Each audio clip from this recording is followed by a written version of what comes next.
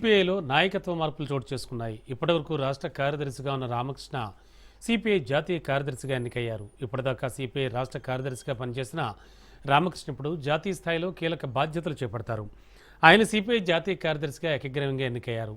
చండీగఢ్లో జరిగిన పార్టీ జాతీయ మహాసభల్లో ఈ నియామకం జరిగింది. పార్టీ సిద్ధాంతాలకు కట్టుబడి ప్రజా ఉద్యమాల్లో చురుగ్గా పాల్గొనడం ద్వారా ఆయనకు లభించిన గుర్తింపు ఈ పదవికి దోహదపడింది. రామకృష్ణ జాతీయ రాజకీయాల్లోకి వెళ్లడంతో ఏపీ సిపిఐ శ్రేణుల్లో హర్షం వ్యక్తమవుతోంది.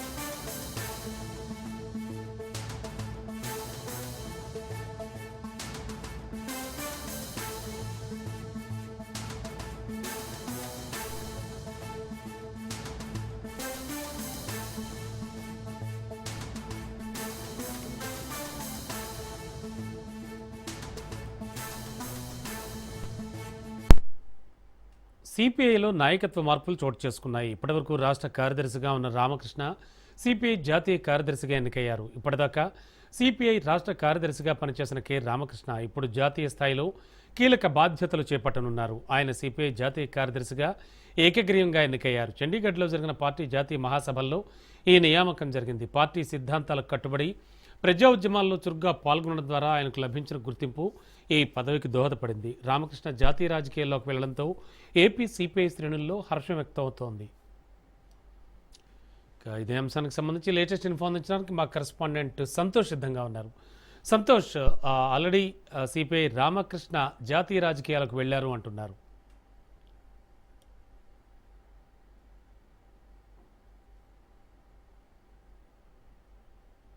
ఎందుకంటే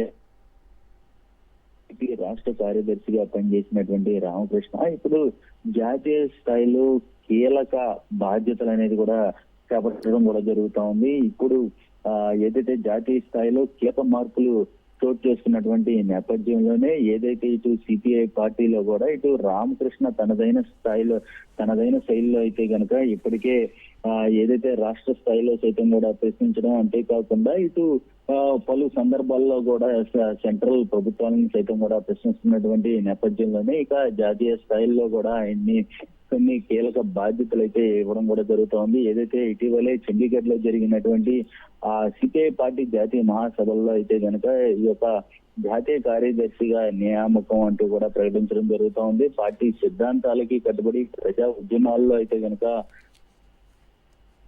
ఆయనకి లభించినటువంటి గుర్తింపుగా అయితే గనక ఈ పదవి వరించిందంటూ కూడా అక్కడ సిపిఐ పార్టీకి సంబంధించినటువంటి నాయకులందరూ కూడా హర్షం వ్యక్తం చేస్తా ఉన్నారు. అంతేకాకుండా ఇటు జాతీయ రాజకీయాల్లో సిపిఐ పార్టీ తరఫున అయితే గనక చక్రం తిప్పబోతున్నారు అంటూ కూడా సిపిఐ శ్రేణుల్లో అయితే గనక హర్షం వ్యక్తం అవుతున్నటువంటి పరిస్థితులు. ఎందుకంటే ఇటు ఆంధ్రప్రదేశ్ రాష్ట్ర కార్యదర్శిగా పనిచేసినప్పటికీ రాష్ట్రంలో ఉన్నటువంటి సమస్యల్ని పెద్ద ఎత్తున ఉద్యమం రూపంలో తీసుకెళ్లడం, అదే విధంగా ఎవరైతే సమస్యలతో ఉంటున్నారో వారికి సంబంధించి వారి వెనక నడుస్తూ వారి ముందుండి ఆ సమస్యల్ని తన సమస్యగా అయితే కనుక పరిష్కరించే దిశగా అయితే కనుక ప్రభుత్వం దృష్టికి తీసుకెళ్లడంలో ఇటు రామకృష్ణ చేసినటువంటి సేవలను అయితే కనుక ఆ పార్టీ గుర్తించినటువంటి నేపథ్యంలోనే ఇప్పుడు ఆ యొక్క నాయకత్వ లక్షణాలతో ఇటు జాతీయ కార్యదర్శిగా అయితే కనుక ఇటు గుర్తింపు పొందినటువంటి పరిస్థితులు కూడా కనబడతా ఉన్నాయి. ఇప్పుడు ప్రస్తుతం ఏదైతే రామకృష్ణ దాదాపు 3 పర్యాయాలు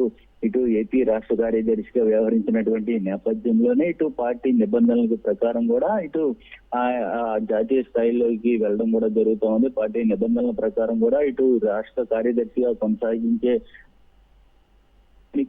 ఉన్నత పదవి అనేది కూడా వరించింది అంటూ కూడా ఇటు సిపిఐ శ్రేణుల్లో అయితే కనుక హర్షం వ్యక్తం చేస్తా ఉన్నారు. మరోవైపు ఇటు రాష్ట్ర కార్యదర్శిగా అయితే కనుక ఆయన స్థానంలో గుజ్జూరు ఈశ్వరయ్యన్ అయితే కనుక ఎన్నుకోవడం కూడా జరుగుతూ ఉంది. ఈ యొక్క తాజా పరిణామాలతో ఇటు సిపిఐ రాష్ట్ర జాతీయ స్థాయిలో ఏ విధంగా ఇటు కార్యాచరణ రూపొందించబోతున్నట్టు కూడా ఉత్కంఠంగా కూడా చూస్తూ ఉంది. అవునా? Okay, thank you.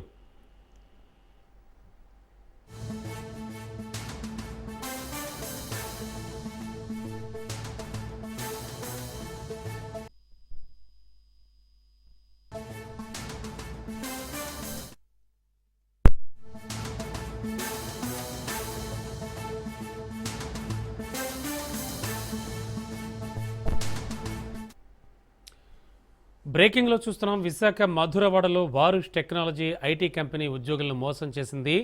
2024లో మిథిలాపూర్లోని ఉడా కాలనీలో ఐటీ కంపెనీ ప్రారంభించారు. జీతాలు చెల్లించకపోవడంతో ఉద్యోగులు రోడ్డున పడ్డారు. ఉద్యోగాల పేరుతో లక్షల రూపాయలు దోచుకున్నాడు కంపెనీ సీఈఓ సాయి కుమార్. సుమారు 6 నెలల జీతాలు బకాయిలు చెల్లించాలంటూ పీఎం పాలెం పోలీసులను బాధితులు ఆశ్రయించారు. నిరుద్యోగులను క్యాష్ చేసుకుంటున్నాయి కొన్ని బోగస్ ఐటీ కంపెనీలు.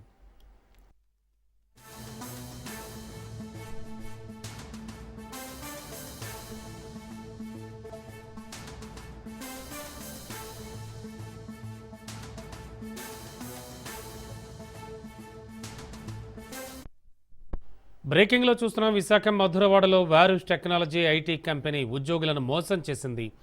ఇక ఇదే అంశానికి సంబంధించి లేటెస్ట్ ఇన్ఫో అందించడానికి మా కరెస్పాండెంట్ సూర్యప్రకాష్ సిద్ధంగా ఉన్నారు. ప్రకాష్, యాక్చువల్గా జరిగిందేంటి? ఆల్రెడీ ఐటీ ఉద్యోగులను మోసం చేసింది అంటున్నారు. అంటే వీళ్ళు ఎన్నాళ్లకు గుర్తించగలిగారు ఇది? అలాగే అతను చేసిన మోసం ఏంటి యాక్చువల్గా? రమణ, విశాఖ అయితే ఇప్పుడిప్పుడే ఐటీ రంగం అయితే అభివృద్ధి చెందుతున్న పరిస్థితి కనిపిస్తుంది. కానీ దానికి భిన్నంగా అయితే కొన్ని సంస్థలు అయితే అక్కడ ఉద్యోగులను అయితే బోటీ కొట్టేస్తున్న పరిస్థితి కూడా కనిపిస్తుంది. వారుష్ టెక్నాలజీస్ ఐటీ కంపెనీ గత 6 నెలల క్రితం నుండి కూడా అక్కడ పనిచేస్తున్న ఉద్యోగులకి అయితే సరిగ్గా జీతాలు చెల్లించకపోవడంతో వాళ్ళ అక్కడ ఉన్న ఎంప్లాయీస్ ఎవరైతే ఉన్నారో ఉద్యోగులు నిత్యం కూడా యాజమాన్యంతో చర్చలు జరుపుతున్న పరిస్థితి కూడా జరిగింది. కానీ వాళ్ళు ఎప్పటికీ స్పందించకపోవడంతో పూర్తిగా వీళ్ళు ఏం జరుగుతుందో ఏమీ అర్థం కాని పరిస్థితిలో కొన్ని ఈ సాఫ్ట్వేర్ కంపెనీస్ సంబంధించి వర్క్ ఏదైతే ఉంటుందో ఆ వర్క్ కూడా చేయడానికి వాళ్ళకి అప్పగిస్తున్న పరిస్థితున్నా కూడాను వాటిని నిత్యం కూడా రోజు రోజుకి తగ్గిస్తూ ఎంప్లాయీస్ ని కూడా తగ్గించడం, అంటే ఎవరైతే జీతాలు అడుగుతున్నారో వాళ్ళని తొలగిస్తున్న పరిస్థితి రావడంతో రోజు రోజు గడుస్తున్న కొద్ది వాళ్ళందరినీ కూడా ఒక్కసారిగా గత వారం రోజులు అంటే దివాళీ ముందు అయితే వీళ్ళకి సంబంధించి శాలరీస్ అవి రావాలి 10వ తారీఖుకి. కానీ ఇప్పటికీ కూడా ఎటువంటి జీతాలు ఇవ్వకుండా కంపెనీ యాజమాన్యం ఎవరైతే ఉన్నారో వాళ్ళెవరూ కూడా సీఈఓ వంకల సాయి కుమార్ అయితే కనీసం ఆఫీస్ దర్జాపూర్లోకి రాకపోవడం, ఈవెన్ హెచ్ఆర్ కూడా ఈ యొక్క జీతాలు అందించకపోవడంతో పూర్తిగా ఉద్యోగులంతా కూడా మోసపోయామని గుర్తించి పిఎం పాలెం పోలీస్ స్టేషన్ చేరుకొని ఈ వంకాయల సాయి కుమార్ పైన అయితే ఫిర్యాదు చేయడం అయితే జరిగింది. దాదాపు 6 నెలలుగా అయితే మా యొక్క జీతాలు ఇవ్వట్లేదు, కనీసం మాతో వ్యక్తి చాకరీ చేయించుకుంటున్నారు తప్ప ఎటువంటి అమౌంట్ ఇవ్వట్లేదు అనే విషయాన్ని అయితే పిఎం పాలెం పోలీసులకి తెలియజేసిన పరిస్థితి ఉంది. ఇప్పుడిప్పుడే ఐటీ హబ్ గా అయితే విశాఖ నగరం ఎదుగుతుందని, అదే గూగుల్ ఐటీ హబ్ కావచ్చు, ఇలా వీటన్నింటికి సంబంధించి ఎంతో ప్రాముఖ్యత తీసుకొస్తున్న విశాఖ నగరాన్ని ఇటువంటి బోగస్ కంపెనీల తరపున అయితే ఎంతో ఖ్యాతి పక్కదో పడుతుందన్న ఉద్దేశంతో ఈ విషయాన్ని కూడా ఐటీ మినిస్టర్ లోకేష్ దగ్గరికి కూడా తీసుకెళ్తామని అయితే బాధితులు అయితే నిరసన వ్యక్తం చేస్తూ పోలీస్ స్టేషన్ దగ్గర అయితే ప్రస్తుతం ఫిర్యాదు ఇచ్చారు. పోలీసులు కూడా ఈ యొక్క వంకాయల సాయి కుమార్ అనే వ్యక్తి ఎవరైతే ఈ యొక్క సీఈఓ ఉన్నారో అతనితో మాట్లాడే ప్రయత్నం అయితే చేశారు. కానీ వాళ్ళు మేము వస్తాం సార్ మీతో మాట్లాడతామని చెప్పేసి పోలీసులతో సద్దుమణిగే విధంగా మాట్లాడే విధంగా చేశారు తప్ప కనీసం ఇప్పటికి కూడా స్పందించలేదు. ఊర్లో లేము, క్యాంప్ లో ఉన్నామని చెప్పేసి వస్తామని చెప్పేసి ఇప్పటివరకు రాకపోవడం, అలానే వాళ్ళు ఒక 2-3 రోజులు సమయం అడిగారని అయితే స్థానికంగా అయితే పోలీసులు అయితే చెప్తున్నారు. కానీ నిరసనకారులు అయితే దీనికి సంబంధించి ఉద్యోగులు మాకు తక్షణమే ఈ యొక్క జీతాలు వెంటనే చెల్లించాలనే ఉద్దేశంతో ఈ యొక్క వారుష్ టెక్నాలజీస్ లో ఎవరైతే పనిచేస్తున్నారో ఐటీ కంపెనీ ఉద్యోగులు అయితే అక్కడ కోరుకోవడం అయితే జరుగుతుంది. Ramana, okay, thank you Prakash.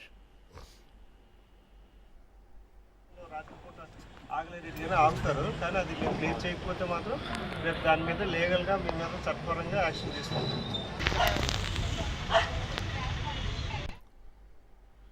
Kurnool జిల్లా ఆదోని మండలం బైచిగిరి ఎంపీటీసీ కిడ్నాప్ కలకలం రేపింది. ఎంపీపీ అవిశ్వాస తీర్మానం ఉండడంతో ఎంపీటీసీ నాగభూషణ రెడ్డిని ప్రత్యర్థులు కిడ్నాప్ చేశారని కుటుంబ సభ్యులు ఆరోపిస్తున్నారు. ఎంపీటీసీ కిడ్నాప్పై కుటుంబ సభ్యులు పోలీసులకు ఫిర్యాదు చేశారు.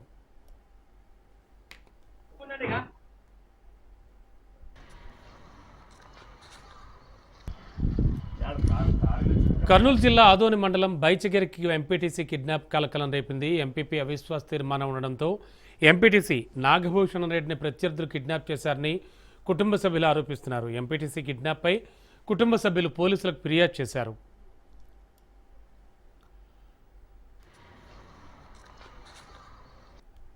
ఇప్పుడు ఏమి జరిగిందంటే ఇక్కడ జరగబోయే అవిశ్వాస తీర్మానానికి మా గ్రామ ఎంపీటీసీ మేము అటెండ్ కావాలి, కానీ ఇక్కడ లేడు.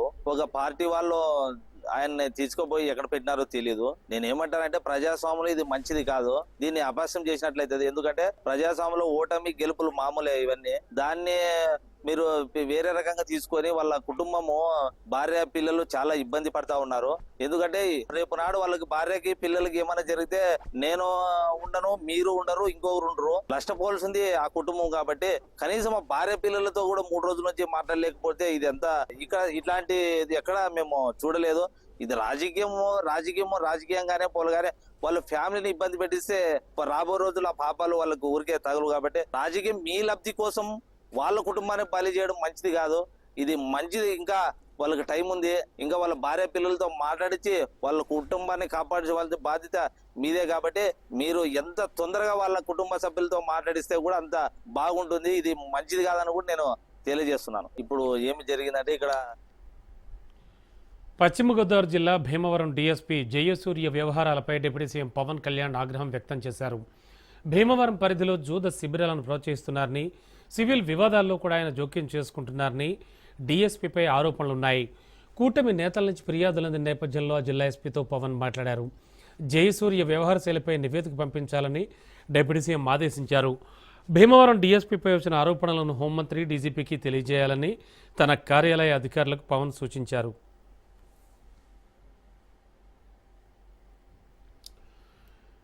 నిజామాబాద్ కానిస్టేబుల్ హత్య కేసులో నిందితుడైన రియాజ్ను పట్టుకునే ప్రయత్నంలో బైక్ మెకానిక్ ఆసిఫ్కు తీవ్ర గాయాలయ్యాయి.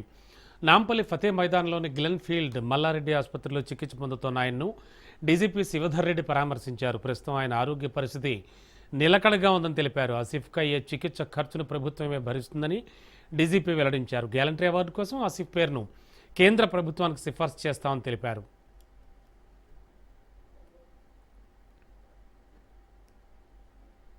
సంఘటనకు సంబంధించి ఆ ఫ్యామిలీని పలకరించేందుకు పరామర్శ చేసేందుకు అని చెప్పి ఇక్కడికి వచ్చినాను.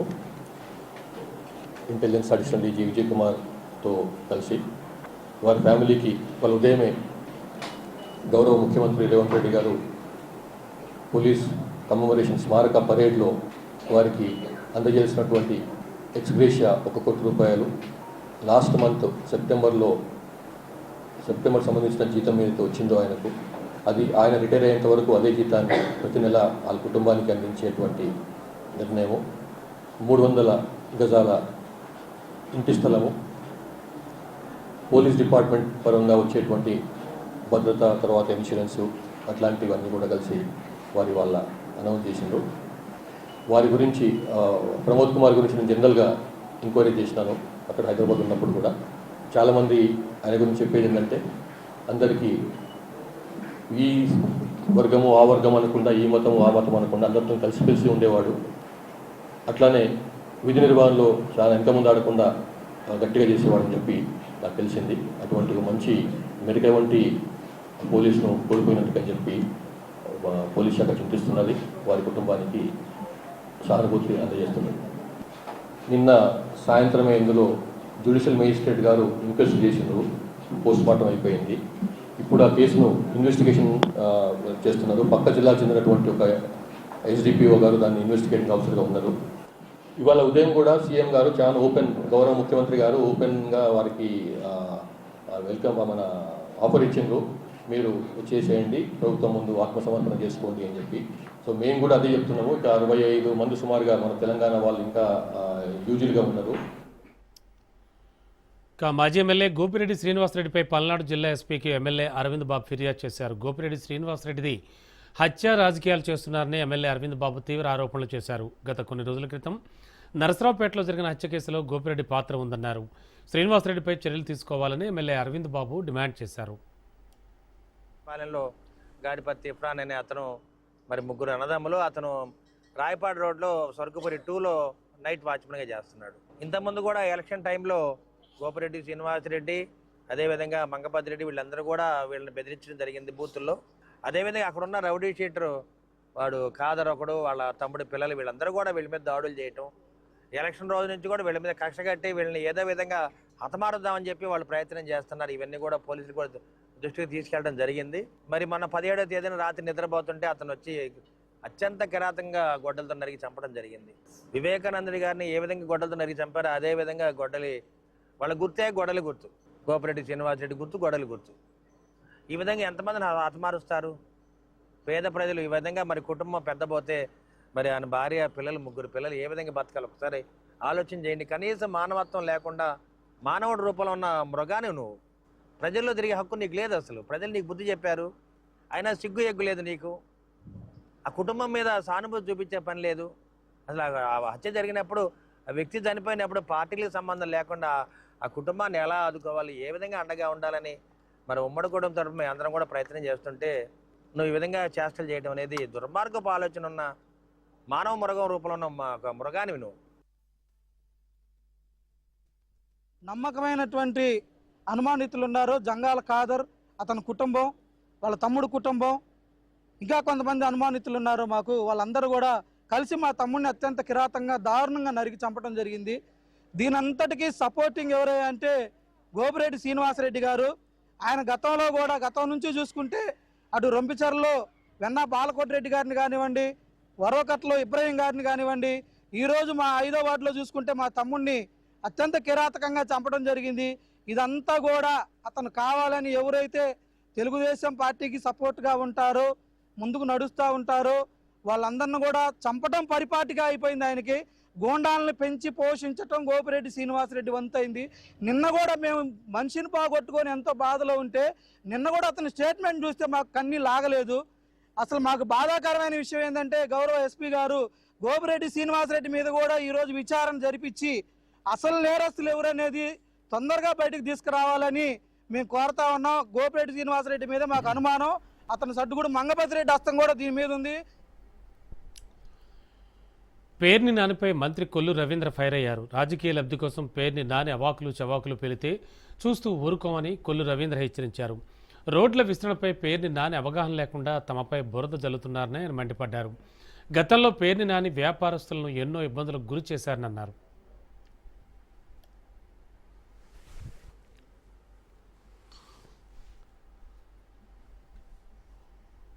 డిమార్ట్ పక్కన ఉన్నటువంటి వరం మాల్ భూమి రాయించుకున్నవే. చివరికి మేము వచ్చిన తర్వాత మొన్న ఎక్కడ కూడా అతనికి ఇబ్బంది లేకుండా ఓపెన్ చేయించాం. ఏదో నా మీద మాట్లాడేస్తే నీ మీద అన్నీ మర్చిపోతారు అనుకుంటావా?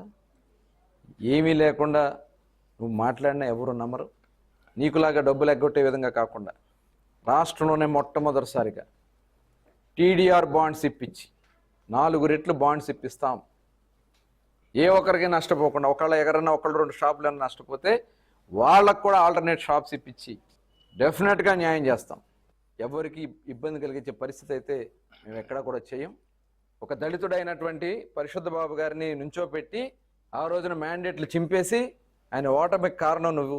వాస్తవం కాదా ఇది? నువ్వు పిచ్చిగా ప్రేలాపనలు మాట్లాడితే రోడ్ల మీద కూడా తిరగను అని కూడా హెచ్చరిస్తా ఉన్నా. వాస్తవాలు ఉంటే నీతిగా మాట్లాడదాం, అంతేగాని ఏదో మీడియా ముందుకు వచ్చి మాట్లాడేస్తాం, బురద జల్లేస్తే అయిపోతుంది అనుకుంటే మటుకి చూస్తూ ఊరుకోని కూడా హెచ్చరిస్తాం. కులాల మధ్య చిచ్చుపెట్టే కుట్రలను ఉపేక్షించమన్నారు ఏపీ హోంమంత్రి అనిత. దురదృష్టవశాత్తు జరిగిన ఘటనల్ని రాజకీయ లబ్ధి కోసం వాడాలి అనుకునేవారు దాన్ని ముందుకు తీసుకువెళ్లలేరన్నారు. బాధితులకు న్యాయం చేసేందుకు, నిందితులను శిక్ష పడేందుకు కులం అవసరం లేదన్నారు. కందుకూరులో తిరుమల శెట్టి లక్ష్మీనాయుడిపై హత్య ఎంతో కిరాతకంగా జరిగిందని వెల్లడించారు. ఈ ఘటన ఆర్థిక లావాదేవీల్లో భాగంగా జరిగిందే అన్నారు. స్నేహితుల మధ్య ప్రారంభమైన చిన్నపాటి గొడవ కక్ష సాధింపుల వరకు వెళ్ళిందని ఆమె తెలిపారు.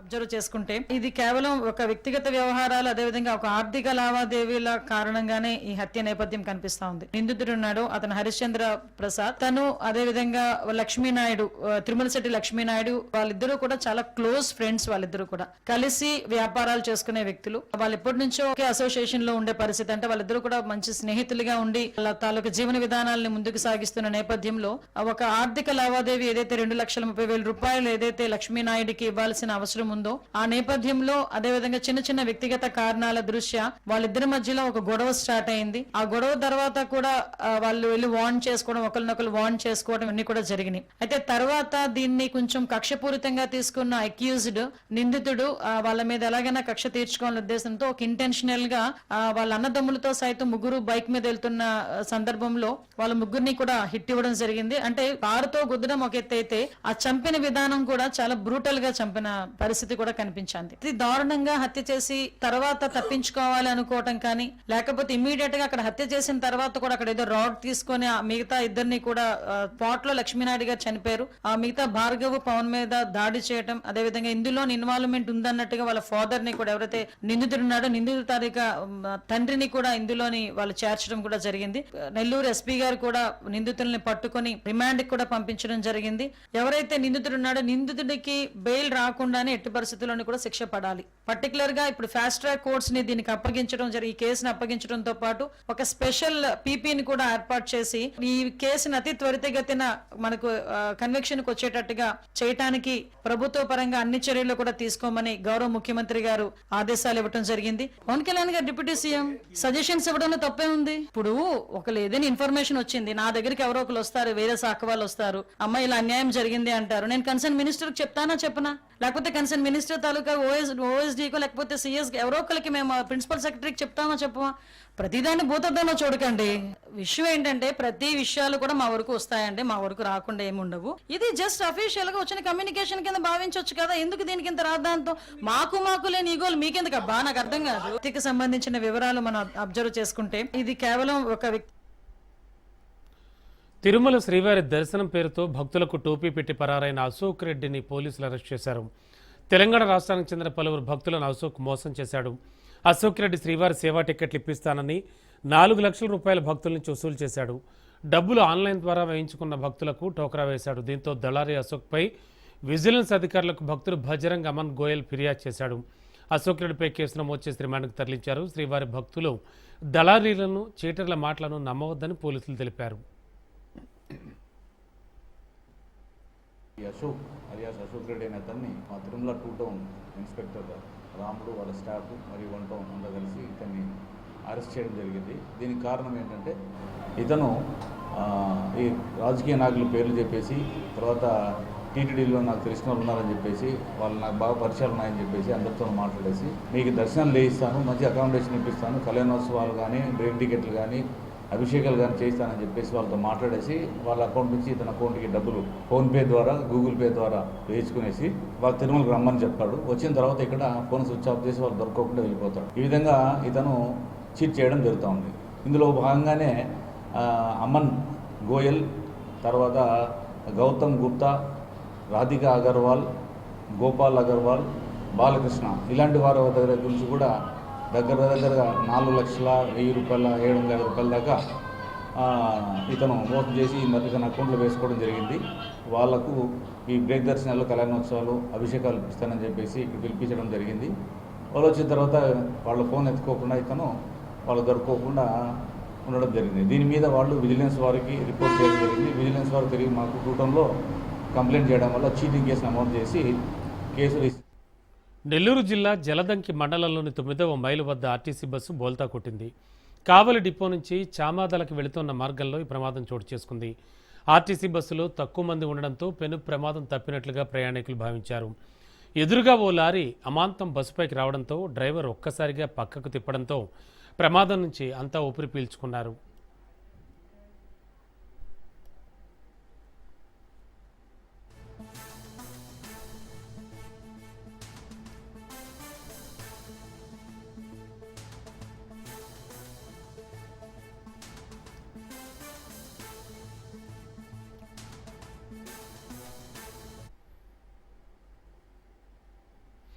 ఇక మాగంటి సునీతతో కలిసి బీఆర్ఎస్ ఎమ్మెల్యేలు యూసఫ్ కూడా బస్తీ దవాఖానలో సందర్శించారు. ఆసుపత్రిలో వైద్య సేవలను క్షుణ్ణంగా పరిశీలించారు. రాష్ట్రంలో వైద్య సేవలపై రేవంత్ రెడ్డి ప్రభుత్వం ఘోరంగా విఫలమైందని ఎంపీ వద్దిరాజు రవిచంద్ర ఆరోపించారు. కేసీఆర్ హయాంలో సిబ్బందితో దవాఖానాలు కిటకిటలాడేవని బీఆర్ఎస్ ఎమ్మెల్యేలు ఆరోపించారు. ఆసుపత్రిలో కనీసం నీళ్ల వసతి కూడా లేదని, 6 నెలల నుంచి సిబ్బందికి జీతాలు రాకపోవడం విచారకరమని వద్దిరాజు విమర్శించారు. ఇప్పటికైనా వసతులు మెరుగుపరిచి పేదలకు సత్వర వైద్య సేవలు అందేలా తగు చర్యలు తీసుకోవాలని ప్రభుత్వాన్ని డిమాండ్ చేశారు. బీఆర్ఎస్ నాయకుడు నవీన్ పుట్టినరోజు సందర్భంగా ఎంపీ రవిచంద్ర, ఎమ్మెల్యే కౌశిక్ రెడ్డిలు శాలువాలతో సత్కరించి శుభాకాంక్షలు తెలిపారు.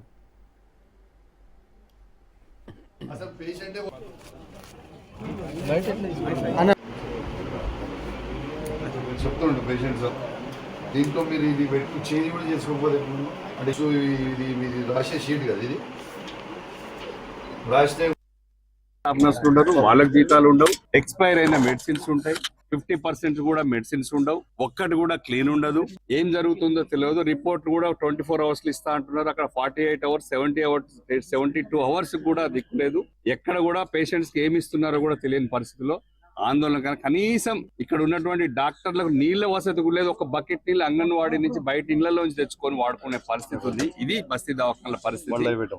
ఇవన్నీ జీతాలు రాక ఏం లేక ప్రభుత్వం కేసీఆర్ గారు అప్పుడు ఇచ్చినటువంటి, కౌశిక్ చూపించు, అప్పుడు ఇచ్చినటువంటి రాష్ట్ర వ్యాప్తంగా ఎక్కడైతే కేసీఆర్ గారు బస్తీ దవాఖానాలు పెట్టినరో ఈ రాష్ట్రంలో దాదాపు 450 బస్తీ దవాఖానాలు పెడితే ఇవాళ జిహెచ్ఎంసి లిమిట్స్ లోనే 350 బస్తీ దవాఖానాలు పెట్టడం జరిగింది. ఇలా యూసుఫ్గూడ డివిజన్ లో యూసుఫ్గూడలో ఉన్న బస్తీ దవాఖానాకి విజిటింగ్ గా నేను, నాతో పాటు మా పార్లమెంట్ సభ్యులు రవి గారు, ఇలా జుబ్లీల్స్ ఇప్పుడు ఎమ్మెల్యేకి పోటీ చేస్తున్న గోపీనాథ్ సునీత గారు, ఇలా మాతో పాటు అనేక మా బీఆర్ఎస్ పార్టీ కుటుంబ సభ్యులు అందరం కూడా వచ్చి ఇలా బస్తీ దవాఖానా విజిట్ చేయడం జరిగింది. ఇలా ఎంత